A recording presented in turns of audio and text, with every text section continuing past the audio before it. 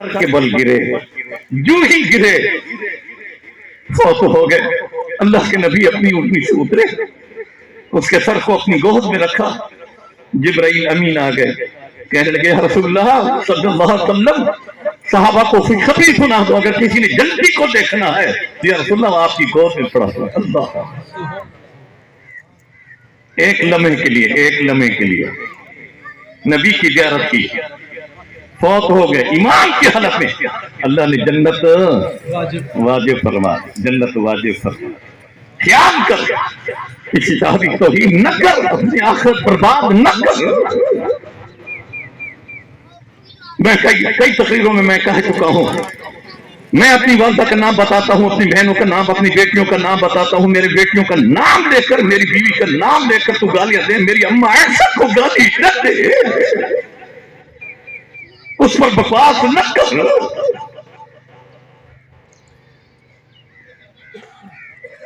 میں کر رہا تھا، میری بات نکل گئی، حضرت جبرائیل امین آ کر فرماتے ہیں رسول اللہ اس کے 15 دن باقی ہیں، یاد ہے نا میری بات؟ آپ کو کریم نبی یوں ہی سنا، آپ کی آنکھوں میں آنسو جاری ہو، نوجوان ہے، اس کو بتایا نہیں کہ تیرے 15 دن باقی ہے۔ اللہ کے نبی پوچھنے لگے کوئی دل کی تمنا ہے تو بتا دے، تمنا بتا دے دل۔ کہنے لگے یا رسول اللہ تمنا بس یہی ہے کہ جوان ہوں، طاقتور ہوں، غریب ہوں، مسکین ہوں، میں نے شادی نہیں کی، نکاح نہیں کیا، غربت کی وجہ سے اگر میری شادی ہو جائے، نکاح ہو جائے۔ غربت کی وجہ سے بہت سارے ایسے لوگ ہیں معلوم مسلمانوں، آج ہم نے ٹھیکیدار کے بیٹے کو بیٹی دی، بہن دی نکاح میں، یتیم بھتیجا ہے اس کو نہیں دی، تھانے دار صاحب کے بیٹے کو، دکاندار صاحب، زمیندار صاحب کے بیٹے کو نمبردار، حقیقی بھانجا ہے یتیم، ہم اس کی طرف توجہ نہیں۔ کون مسلمان قطع رحمی نہ کر، صلہ جوڑ، صلہ بھانجا حقیقی بیمار پڑا ہے، گھر کے ساتھ گھر ہے، تجھے وقت نہیں کہ عیادت کر لے۔ سردار صاحب بیمار ہو گیا، نواب صاحب تو اس کے دروازے پر جو ہے بتا دینا جی، سردار صاحب کو، نواب صاحب کو بتا دینا فلاں بھی آئے، فلاں بھی آئے۔ اللہ ہمیں دین پر عمل کی توفیق عطا فرمائے۔ ان تقریروں کو کیا مقصد ہے مسلمانوں؟ اللہ جو کچھ کہیں، جو کچھ سنے، اس پر عمل کی توفیق دے دے، توفیق دے دے۔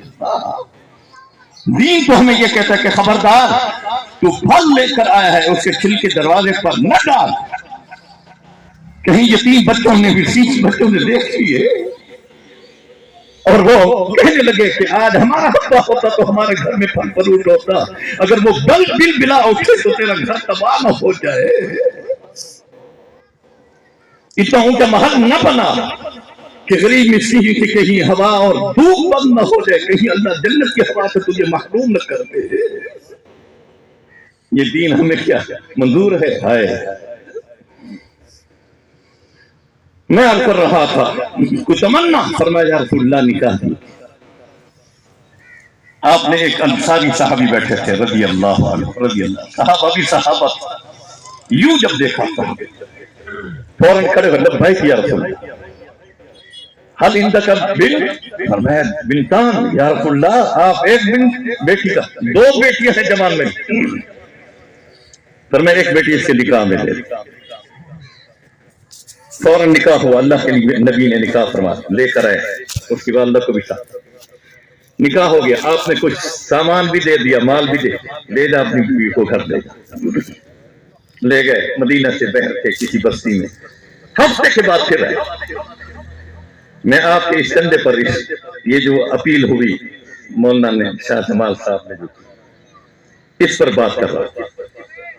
ہفتے کے بعد پھر آئے وہ صاحب، آپ نے جو ہی دیکھا کہ اس کے ابھی 7 دن باقی ہیں، آپ کی آنکھوں میں آنکھ ہوئے، آپ کھڑے ہو، اس کے ماتھے کو بوسہ دیا، فرمایا کوئی اور دل کی تمنا ہو تو۔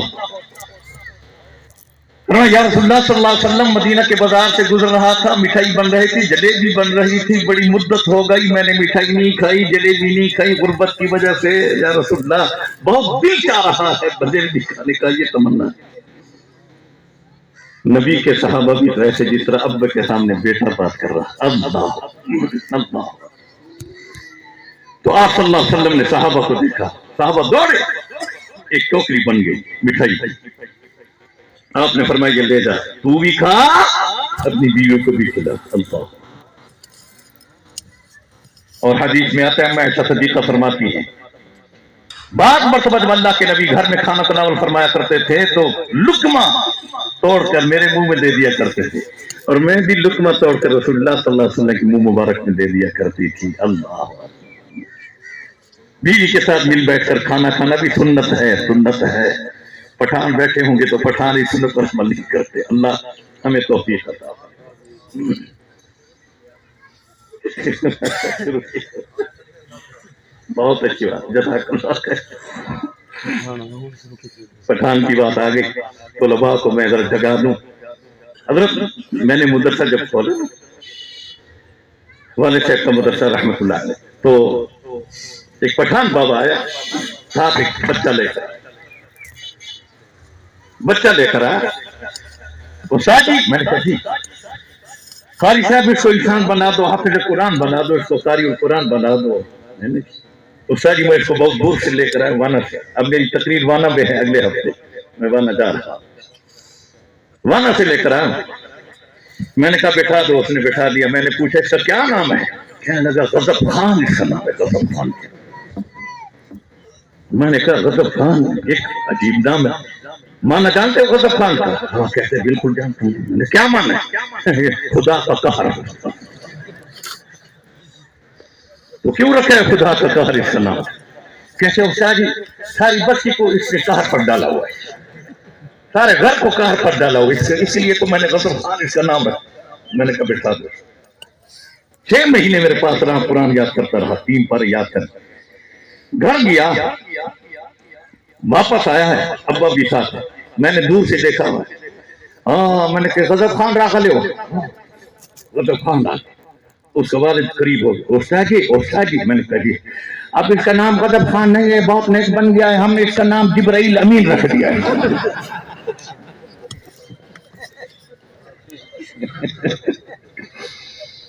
اللہ تعالیٰ مدارس دینیا میں فرشتے بنتے ہیں, فرشتے بنتے ہیں. سن لو آپ صرف خود اکیلے جنت نہیں جائیں گے, 10 آدمیوں کو ساتھ لے کے جائیں گے. اللہ.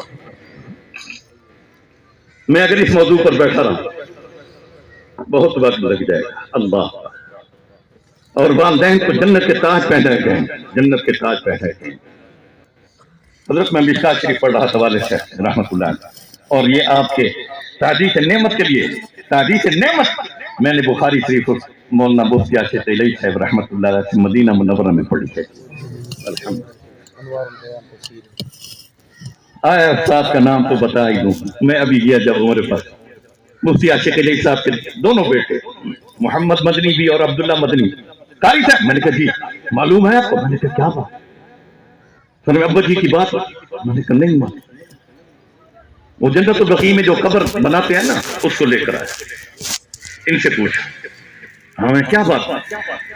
اس نے کہا کہ مفتی صاحب کو 13 سال ہو گئے ہیں فوت ہوئے. میں نے کہا بالکل مجھے معلوم ہے, 13 سال 14 سال ہو گئے ہیں. فرمایا کہ وہاں قانون ہے جنت البقیع میں, اگر اس طرف میت رکھے گئے ہیں تو پھر تقریباً 6 مہینے کے بعد, 8 مہینے کے بعد یا سال کے بعد ادھر مکمل ہو گئے قبریں, تو پھر ان کو دوبارہ ہم کھودتے ہیں. نیم میت رکھتے ہیں. اگر ہڈیاں پڑی ہیں تو زمین کھود کر ہڈیوں کو نیچے کر, اگر سالم پڑا ہے تو 2 پتھر رکھ دیتے ہیں تاکہ اس قبر کو دوبارہ نہیں کھودا. تو وہ آ کر کہنے لگا قاری صاحب ہم نے جب اس علاقے کی کھدائی کی تو سب سے پہلے میں حضرت مفتی عاشق علیہ صاحب رحمۃ اللہ علیہ کی خبر پڑ گیا. میں نے خود رکھا تھا, اس کا نام محمد بخش نام ہے, میں نے خود رکھا تھا. تو میں یوں ہی قبر کھودتے گئے, خوشبو آتی گئی. میں نے مدیر کو بلا لیا, اوروں کو بلا لیا, اور بھی سارا عملہ جمع ہو گیا. جب ہم کفن کے قریب گئے تو مفتی صاحب حشاش بشاش سفید چہرہ, اللہ اکبر, نورانی چہرے پر چیخیں نکل گئی. 13 سال کے بعد مدیر نے کہا یہاں سے اٹھاؤ، حضرت عثمان غنی رضی اللہ تعالیٰ عنہ کے پہلو میں ان کو رکھ دو شہداء حرہ میں۔ میں نے کہا صبح مجھے لے جانا۔ جب میں وہاں پہنچا کافی دیر تک روتا رہا، استاد جی ہمارے لیے بھی شفاعت کر دیں۔ بہرحال بات آ گئی درمیان میں، والد صاحب سے مشکات شریف پڑھ رہا تھا، اور اب بھی مشکات شریف پڑھتا ہوں، پرسوں ختم، یہ اگلے ہفتے ختم مشکات بھی۔ ایک شخص آیا، داڑھی نہیں تھی، داڑھی منڈا، والد صاحب اس کے لیے کھڑے ہو سبق کے دوران۔ کبھی بھی کوئی عالم گیا تھا تو حدیث کے سبق کے دوران کھڑے اس کے لیے کھڑے ہو۔ سبق کے بعد طلباء نے اور میں نے پوچھا استاد جی اس کی تو داڑھی نہیں، آپ کھڑے ہو گئے۔ فرمایا جب اللہ اس کو عزت دے تو میں کیوں نہیں عزت دوں؟ اس کے 2 بیٹے حافظ قرآن، 2 بیٹیاں حافظ قرآن، بیوی حافظ قرآن، اور اس نے جنت کا تاج پہنا ہے، پہننا ہے۔ اور سن لو اور میں پریشان نہ ہونا، جب اس کا خاتمہ ہوگا تو خاتمہ ایمان پہ ہوگا، اس کے چہرے پر محمد کی سنت سجی ہوگی۔ اللہ یہ بات بھی کہیں۔ ایسا ہوا میں مدینہ طیبہ چلا گیا، کافی مدت کے بعد 10 سال یا 11 سال کے بعد یہ شخص آیا، میں مسجد نبی میں درس دے رہا تھا، مسافہ کیا، جانتے ہو میں نے کہ نہیں، ارے تم ابا سے مشکات پڑھ رہے تھے۔ میں آیا سنت سجی ہوئی چہرے پر، میں پہچان کے رو پڑا، اس کی ماں سے کو بوسہ دیا۔ آگے سنیں، صبح نماز، ایام حج نہیں تھے، ایام حج کے علاوہ میں نماز ریاض الجنت میں پڑھا کرتا، ہمیشہ اپنے استاد کے پیچھے، شیخ عبد الرحمن حذیفی صاحب کے پیچھے۔ اس دن نماز کا سلام جب پھیرا صبح